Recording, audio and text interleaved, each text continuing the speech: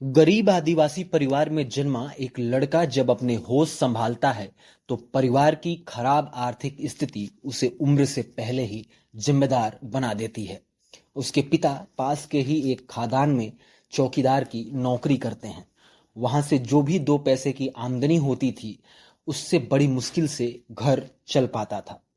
वो लड़का धीरे धीरे किशोरावस्था में पहुंचा तो उसे पढ़ने का शौक चढ़ा, लेकिन परिवार की माली हालत ठीक न होने के कारण उसने फैसला किया कि मैं बच्चों को ट्यूशन पढ़ाऊंगा और अपनी आगे की पढ़ाई जारी रखूंगा और वहां से जो 2 पैसे मिलेंगे उससे अपने पिता को दूंगा ताकि उन्हें ओवर टाइम ड्यूटी ना करनी पड़े। आज की जो कहानी है उसके हीरो हैं ओडिशा के नवनिर्वाचित मुख्यमंत्री मोहन चरण मांझी। मांझी अपना ग्रेजुएशन पूरा करने के बाद राष्ट्रीय स्वयंसेवक संघ की शैक्षणिक इकाई सरस्वती शिशु मंदिर में बतौर शिक्षक अपनी सेवा देना शुरू कर देते हैं। इसी दौरान उनके गांव के लोग उनसे ग्राम प्रधान यानी पंचायत चुनाव लड़ने का आग्रह करते हैं। मांझी ने चुनाव लड़ने से मना कर दिया।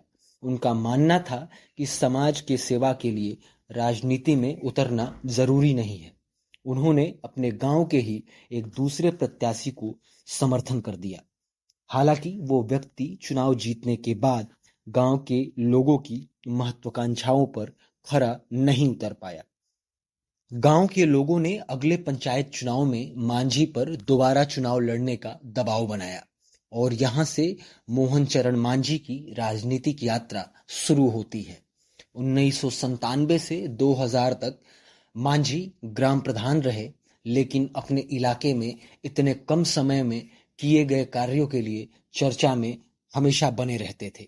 साल 2000 विधानसभा चुनाव में मांझी को भाजपा ने क्योंझर सीट से प्रत्याशी बनाया और मांझी चुनाव जीत गए। 2005 से 2009 के बीच बीजेपी बीजेडी गठबंधन सरकार में मांझी राज्य मंत्री बनाए गए।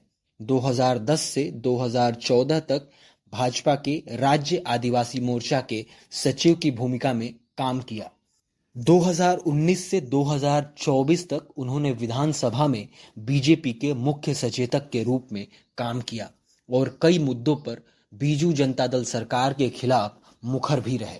हालिया चुनाव में 147 सीटों वाली विधानसभा में भाजपा ने 78 सीटें अपने दम पर हासिल करके ऐतिहासिक जीत दर्ज की है। नवीन पटनायक पिछले 24 वर्ष से ओडिशा के मुख्यमंत्री थे और उनका किला ढहाना बीजेपी के लिए इतना आसान नहीं था, लेकिन मोहन चरण मांझी के मेहनत के दम पर भाजपा ये करिश्मा करने में सफल हुई।